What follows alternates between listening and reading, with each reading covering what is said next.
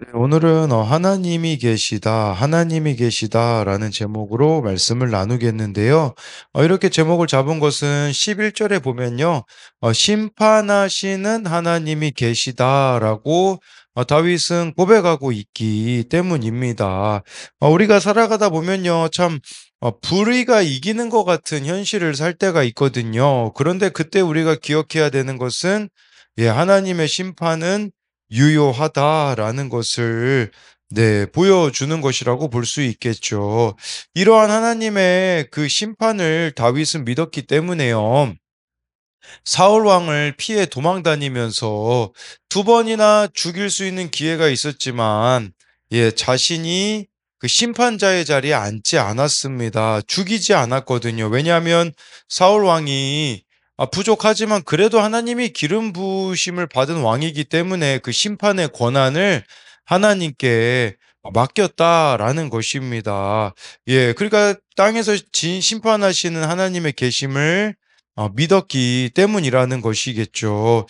그래서 우리도요, 오늘의 말씀을 통하여 심판하시는 하나님이 계시기에 우리는 어떻게 이제 살아가야 하는가를 같이 나눌 텐데요. 첫 번째로는요, 하나님이 계시기에 귀머거리 독사가 되지 말아야 합니다. 1, 2절인데요. 통치자들아 너희가 정의를 말해야 하거늘 어찌 잠잠하냐? 인자들아 너희가 올바르게 판결해야 하거늘 어찌 잠잠하냐? 아직도 너희가 중심에 악을 행하며 땅에서 너희 손으로 폭력을 달아주는도다.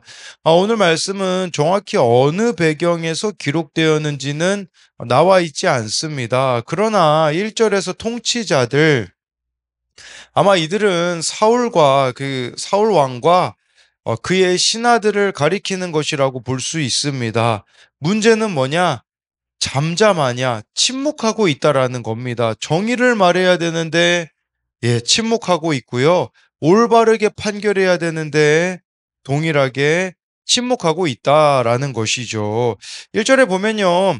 인자들아라고도 나오는데 인자들아라는 것은 사람의 아들들아라는 의미거든요. 그러면 이것은 한계를 지닌 인간으로서 올바르게 판결을 해야 되는데 침묵하고 있었다라는 것입니다.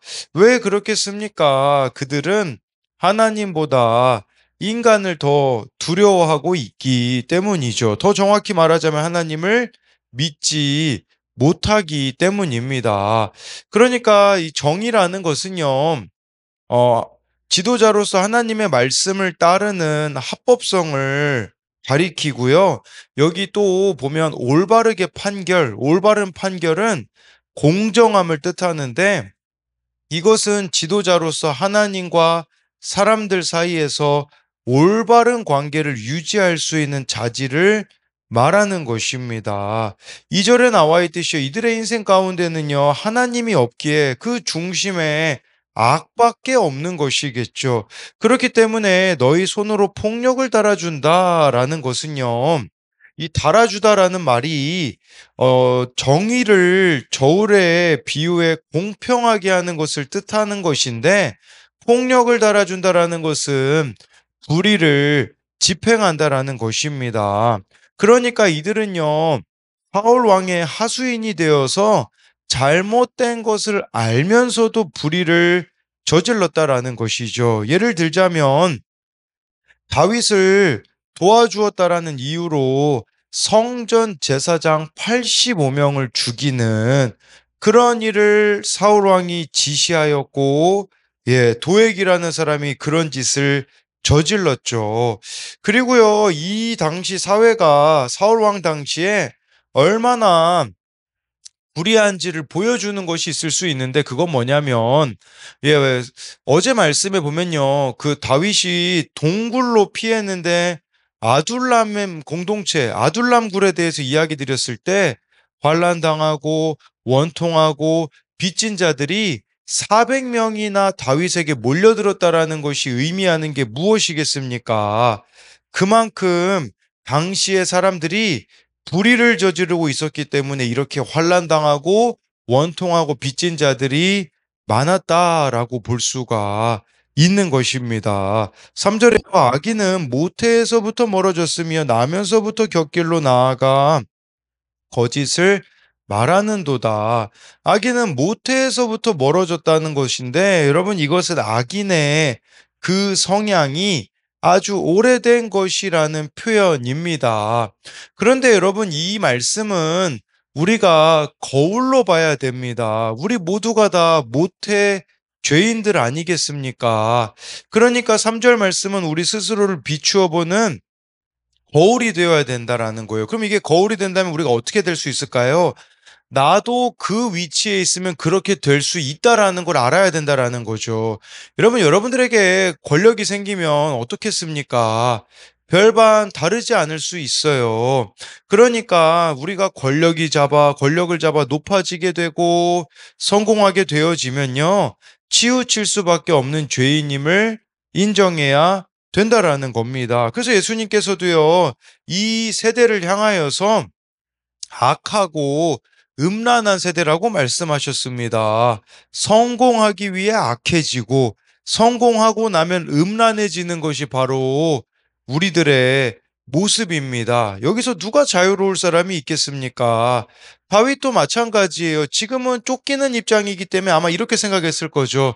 나는 왕이 되면 절대 저렇게 사울 왕과 같은 그런 짓을 저지르지 말아야지라고 생각하지만, 다윗이 왕이 됐을 때 어떻습니까? 어찌 보면 사울 왕보다도 더 큰 죄를 짓는 부분들도 있음을 우리는 확인할 수 있는 것이겠죠. 그렇기 때문에 정말 중요한 것은 내가 죄인임을, 나 또한 그 자리에서, 그 자리에 앉게 되어지면 동일한 짓을 저지를 수 있다라는 것을 알아야 한다라는 것이죠. 4, 5절에요. "그들의 독은 뱀의 독 같으며 그들은 귀를 막은 귀머거리 독사 같으니 술사에 홀리는 소리도 듣지 않고 능숙한 술객의 요술도 따르지 아니하는 독사로다." 4절에요. "이들의 독이 뱀의 독 같다."라고 말해주고 있어요. 이들이 끼치는, 공동체에 끼치는 해악이 독사의 독처럼 무섭기 때문입니다. 그래서요, 우리도요, 여러분, 본성대로 살아가면요, 공동체를 여러분들이 독을 품고 있는 것처럼 마비시키고 죽어가게 한다라는 것을 기억해야 되는 것이죠. 그리고 독사는요, 여러분, 보통 진동과 소리에 반응하지만 극도로 흥분하거나 공격성이 올라간 독사는요, 통제가 되어지지 않는다고 하더라고요. 그게 바로 여기 4절에 나온 "귀를 막은 귀머거리 독사 같다"라는 것이겠죠. 우리도요, 귀머거리 독사가 될 수 있어요. 이것은 아무런 충고도 듣지 않고 교정되지 않는 완고함을 가진 것이라고 볼 수가 있는 것이겠죠. 그러니까 절대 주권자이신 하나님의 말씀을 듣지도 따르지도 않습니다. 그리고 5절에 보면요, 술사의 말을 들어야 되잖아요. 술객을 따라야 되잖아요, 독사라면. 근데 아무의 말도 듣지 않는 이들의 모습이 나와 있는데, 이건 그런 의미로도 볼 수 있겠죠. 이 귀머거리 독사가 되면요, 질서에 순종하지 않게 되어짐을, 질서를 거스르는 자가 되어진다라는 것을 보여주고 있어요. 여러분, 그런데요, 이 귀머거리 독사가 나일 수 있다라는 것을 기억하셔야 됩니다. 저와 여러분들이 오늘 이 하나님의 말씀을 듣지 않는다면요, 귀머거리 독사처럼 내 생각대로, 내 뜻대로 나의 옳음만을 주장하면서 살아갈 수밖에 없다라는 것이죠. 날마다 말씀이 들리지 않으면 우리는 귀머거리 독사가 될 수밖에 없는 것인데, 중요한 것은요, 다윗도요, 왕이 되어가지고 사울보다 더 큰 잘못도 저질렀습니다. 그런데 차이가 어디에 있을까요? 다윗 왕은 귀머거리 독사가 아니었습니다. 그래서 그 불륜을 저질렀잖아요. 남의 아내를 뺏지 않았습니까? 바세바를 범하였을 때 나단 선지자가 와서 지적하였을 때 그는 회개하였다라는 것이죠. 여러분 우리가 귀머거리 독사가 되지 않으려면요. 회개하는 자가 되어져야 된다라는 것입니다. 그래서 이것에 대한 적용 질문으로는요. 내가 성공하기 위해서 높아지기 위해서 잘못된 것을 알면서도 타협함으로 침묵하고 있는 것은 무엇입니까? 이것은 1절에 그 잠잠하냐라는 단어가 두 번이나 나오잖아요. 그러니까 이 사람들이 욕심 때문에 잘못된 것을 알면서도 그냥 침묵하고 있었다라는 것을 가리키는 것인데 우리도요 잘못된 걸 알면서도 그냥 그것이 뭐 나의 성공, 나의 어떠함 때문에 타협함으로 지금 침묵하고 있는 것들이 있다면 좀 무엇이 있는가를 보자라는 거죠. 또 한 가지는요, 귀머거리 독사와 같은 나의 모습은 무엇이 있습니까? 그리하여서 듣지 않으려고 하는 말 또는 듣지 않으려는 말씀은 무엇입니까? 그러니까 우리가 회개가 일어나고 있는가 이제 이거를 한번 생각해 보면 알 수 있는 것이겠죠. 두 번째로는요. 하나님이 계시기에 심판과 같은 사건이 올 것입니다. 6절 7절인데요. 하나님이여 그들의 입에서 이를 꺾으소서 여호와여 젊은 사자의 어금니를 꺾어 내시며 그들이 급히 흐르는 물같이 사라지게 하시며 겨누는 화살이 꺾임 같게 하시며 이것은 하나님의 심판이 그 악인들에게 임하게 하여 달라는 다윗의 기도일 수 있어요. 그래서요, 여기서 다윗은 그들의 입에서 이를 꺾어달라, 젊은 사자의 어금니를 꺾어내달라라고 하는데요. 사자는요, 먹이를 어금니로 물어서 완전히 먹어치우거든요. 젊은 사자의 어금니가 얼마나 강하겠습니까? 그런데 그 강함을 하나님이 꺾어내실 것을 믿는다라는 것이겠죠. 그래서 하나님이 그 일을 부러뜨릴 날이 올 것이라는 것을 보여주는 것이에요. 7절에 보면요. 급히 흐르는 물을 이것은 와디라고 하거든요. 그래서 이것은 금세 사라져 보이지 않는다라는 것은 바로 금세 그들이 추구하던 그러한 것들이 사라지게 하여 달라라고 하고요. 겨누는 화살 꺾인 같게 하여 달라라는 것은요. 이것은 힘이 없는 화살로 아무리 조준을 잘해도 스스로 꺾여 바로 날아가지 못하게 하여 달라라는 것은요. 이들의 삶의 심판이 임하게 하여 달라라는 것이라고 볼 수 있어요. 그런 측면으로 8, 9절도 동일하게 계속해서 나오거든요. 소멸하여 가는 달팽이 같게 하시며 만삭되지 못하여 출생한 아이가 햇빛을 보지 못함 같게 하소서. 가시나무 불이 가마를 뜨겁게 하기 전에 생나무든지 불붙는 나무든지 강한 바람으로 휩쓸려 가게 하소서. 이 소멸하여 가는 달팽이는요. 책이 빠져나가 점차 사라지는 달팽이의 모습을 말하는 것으로 점액이 말라 달팽이의 몸이 점점 줄어드는 것이 악인들의 길과 같다라는 것이죠.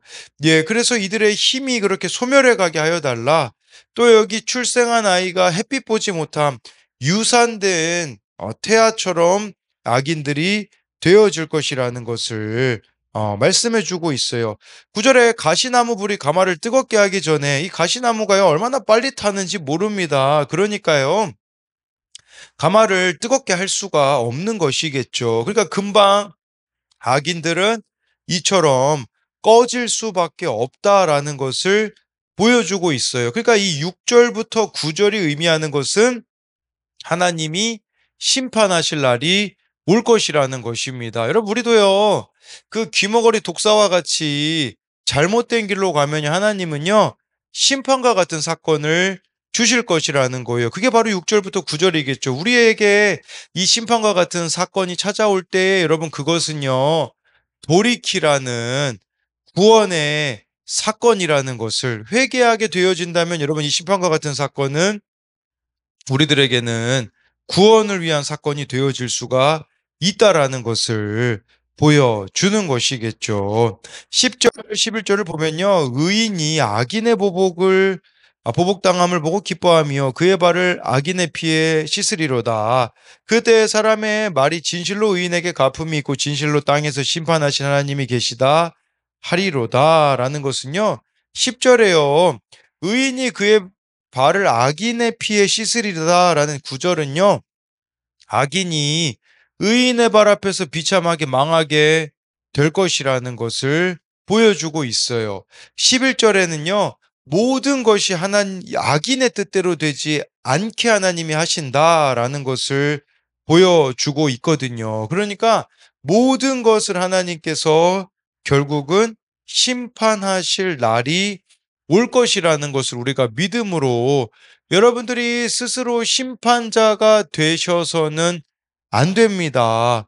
다윗의 입장에서는 스스로 심판자가 되는 것은 무엇입니까?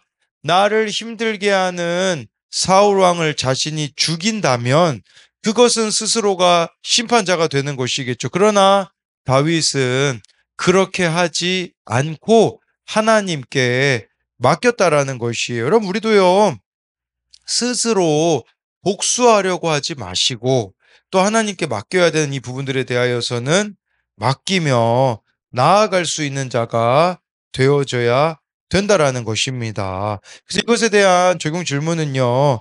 죄악에서 돌이키라고 하나님이 허락하신 심판과 같은 사건은 무엇입니까? 예, 그래서 6절부터 9절이 악인들에게 임할 심판이기도 하지만 우리 또한 잘못된 길로 가고 있을 때 하나님이 돌이키라고 심판과 같은 사건을 주실 수가 있거든요. 그때 우리가 회개한다면 그것은 구원의 사건이 될 수 있다라고 설명을 드렸고요. 또 한 가지는요.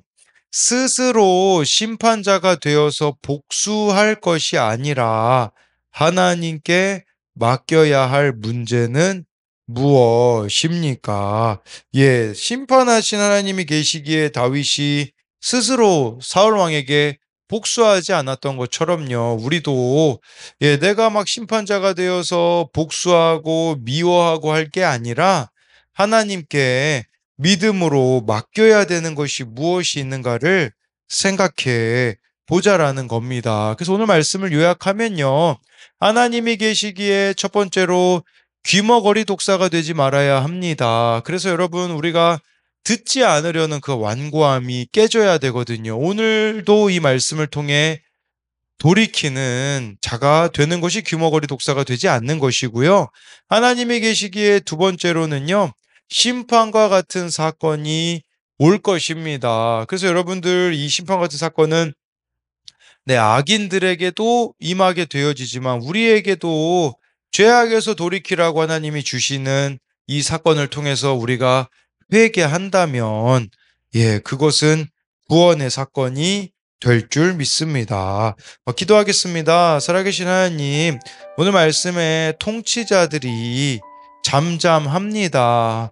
침묵하고 있습니다. 우리 또한 정말 잘못된 것을 알면서 나의 이익 때문에, 나의 욕심 때문에 타협하고 침묵하고 있는 것들이 우리들의 삶의 자리에 있음을 봅니다. 하나님, 이제는 그것에 대하여서 침묵하는 것이 아니라 돌이킬 수 있는 은혜를 우리에게 허락하여 주시옵시고 그 누구보다 그 무엇보다 하나님을 두려워할 수 있는 우리가 되게 하여 주옵소서. 또한 오늘 말씀에 귀를 막은 귀머거리 독사가 바로 나입니다. 정말 들어야 될 말을 듣지 못하고 또 순종해야 되는 말씀을 순종하지 못하는 완고함과 고집을 내려놓지 못하는, 그리하여서 내 주변에 있는 사람들이 정말 나의 이 독과 같은 말로 인하여서 죽어가고 있는데, 독과 같은 행동으로 내가 죽이고 있는데 그것을 알지 못하고 있음을 회개합니다. 하나님, 정말 이 말씀이 우리들에게 들려짐으로 회개의 역사가 일어남으로써 내 안에 있는 독을 내뱉으며 들어야 할 말을 들음으로 순종함으로 나아가는 우리가 되게 하여 주옵소서. 하나님, 또한 우리가 악인의 길을 간다면 심판과 같은 사건이 반드시 찾아올 것이라고 오늘 말씀에서 말씀하시는데, 하나님, 심판과 같은 사건이 나를 찾아왔다면 회개로 돌이킴으로써 구원의 사건이 되게 하여 주시고, 하나님 또한 내가 스스로 심판자의 자리에 앉아서 다른 사람을 판단하고 정죄하고 복수하는 것이 아니라 심판의 권한은 하나님께만 있음을 고백하며 그 문제에 대하여 하나님께 기도함으로 맡길 수 있는 우리가 되게 하여 주실 것을 믿으며 살아계신 예수님 이름으로 기도드립니다. 아멘.